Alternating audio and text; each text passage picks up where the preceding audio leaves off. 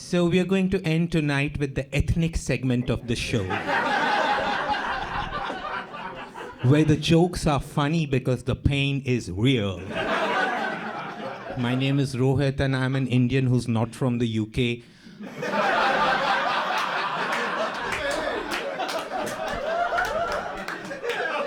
I'm from India, the country. Not the restaurant, the country. And I now live in Berlin since 9 years, legally. Even though I'm an Indian from India, I don't care about anyone's yoga routine. You know, you can chill with the stereotyping and the cultural appropriation. It's only the second most popular thing in Europe from India, you know?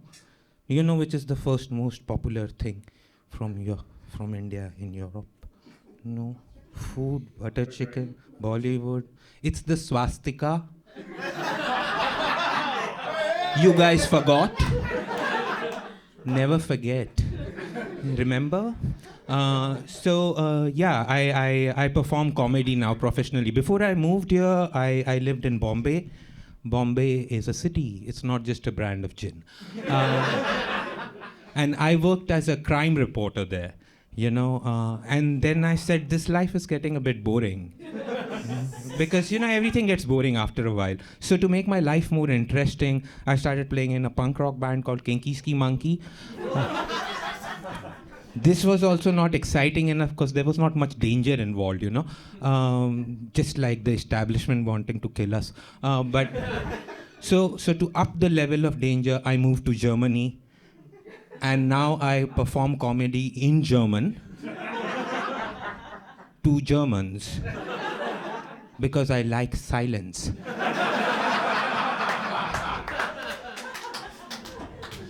I also perform in parts of the former east of Germany.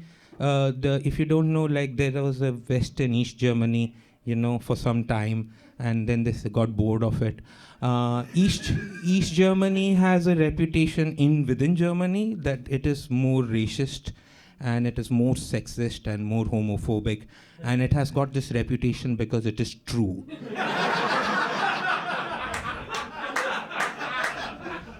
And I perform there in German, and I make jokes against the AfD. AfD is the new Nazi party. You know. So I was performing comedy to these racist people, making jokes on racism and getting paid for it. But you know, even though all said and done, not all parts of East Germany are racist. Some are not. You know, some parts are not racist. Like the trees. The trees are not racist. The trees are brown. 8 months a year, they're brown. The trees help you hide from the racist after the show. And now I'm okay with my level of adventure, you know, I'm performing there. But also, you know, it's a bit unique being this person, because I'm the only Indian I know, and you know, and anybody who knows, who performs in German professionally, because all other Indians have, you know, better paying software jobs.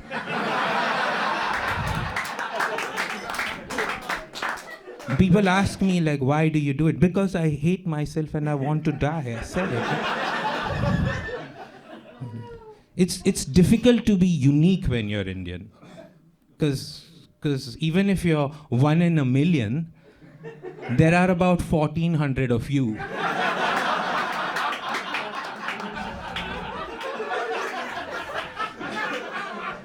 This here is a math joke. And the Germans love it. Ja, 1400! Then I have to remind them that math came from the Arabs. No, it did. Yeah, the Greeks made geometry, the Arabs made algebra, and the Indians gave them 0. So some people like ask me, you're so unconventional. You don't do yoga, you don't starve. So how are you an Indian? You may be a Pakistani. And to assuage their stereotype, I tell them that I do meditation. And I do actually do some meditation because winters in Berlin are very depressing.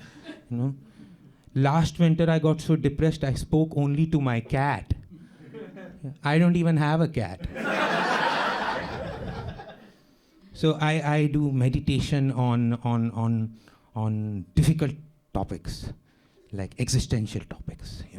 Like what is the meaning of life here in Berlin? Is it just to segregate garbage into organic and non-organic? No, there is more to it. Is it just to take packets for your neighbors? Like, do you do this? That somebody comes and delivers a packet and this neighbor is not there and then you take the cocaine and you do this? How many packets do you have to take before you are accepted in European society? Is there a number? All my German friends want to know. There has to be a number. They're Germans. There must be a number and a Nummer muss sein. Then also on intercultural questions, sometimes I meditate, like what if Eminem was Muslim? Would you call him Salim Shady?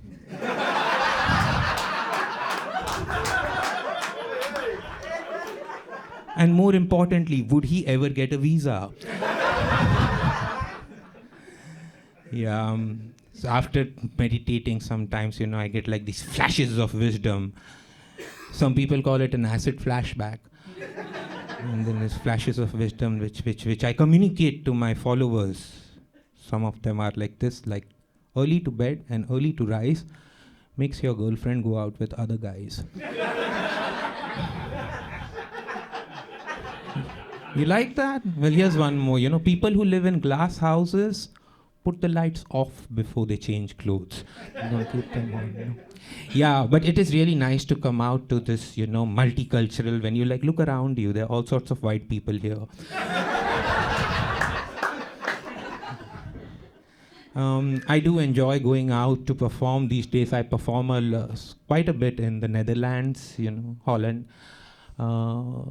And it's easier to make the Dutch laugh as compared to Germans, because they don't suffer with all that Nazi guilt. Because they didn't do any of the killing. They just did the pointing out. The Dutch organizer loves this joke, Yeah, I'm 45 now. I know it doesn't look like it, right? Thank you. At my age, if you live in Germany legally, you have to go to the doctor even when you're not sick, just to see. And I have to go for a blood test every year now. And when I go for the blood test, I went this year, the medical assistant asked me, should I draw the blood from the left hand or the right hand? I believe she faces this dilemma quite many times in a day, So me being this genial Indian, I was like, yeah, draw it from wherever you can get it, faster. It saves you time. And then she became like, yeah, truth is coming, truth. And then she became very like German on me, almost like Gestapo German. And she looked me in the eye and said, it's fastest from the neck,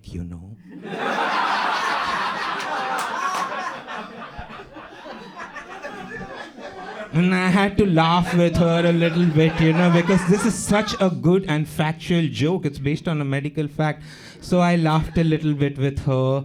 And then I told her, can you please remove this needle from my neck now? I'm feeling a bit faint. Some tips in all these years I've lived in Germany. If you ever visit there, don't go up to German people and start talking about Nazi history. Okay? It turns them off. Especially before they have had their breakfast or what they like to call Frühstück. Okay? Don't go before Frühstück and start talking about Nazi history because they might just demonstrate what it was about. You know? If you ask any German person, was your grandfather a Nazi? I mean, what are the chances, you know? And the answer will be like, nine!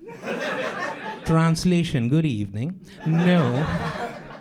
Meine Opa war kein Nazi. My grandfather was not a Nazi. My grandfather was a potato farmer. Yes, I heard about it. It was a big thing in Europe in the 30s. Everybody was farming potatoes. You know, that's what led to a problem. Everybody needed more land for the potatoes. You see, that's what it was.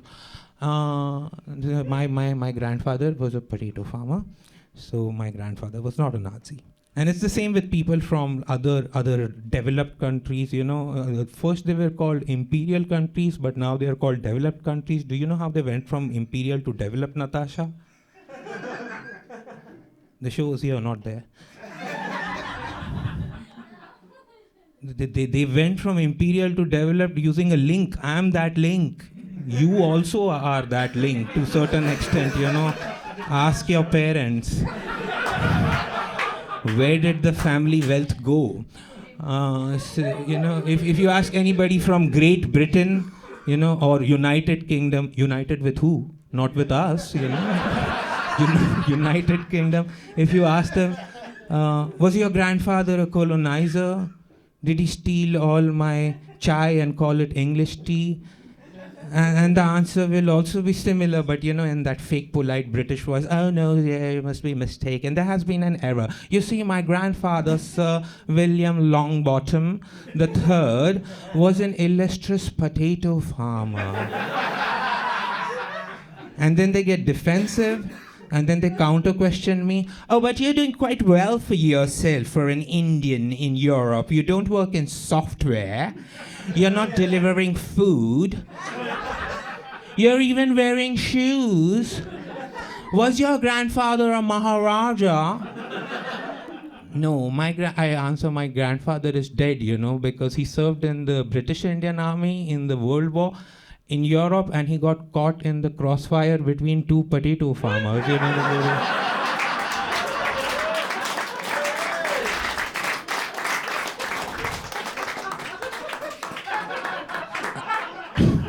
Thank you. You guys have been wonderful, but I will leave you with one small joke of my experiences of living in Berlin now, specifically. You know, Berlin is different from the rest of Germany. We got better drugs, okay? Like, remind me of better drugs. I was telling you I perform in Holland. This time when I went to perform there, and Germany had made marijuana legal, like the real marijuana, not the shit, okay? Like, but it's not still legal to be brown. So when I was like coming in the train from Holland, you know, 3 police people, they caught me. One came from the front, one came from the behind, one jumped out of the toilet in case I decided to flush myself out. And then they asked me, do you have any drugs on you? And I'm like, you have one job, which is to find out.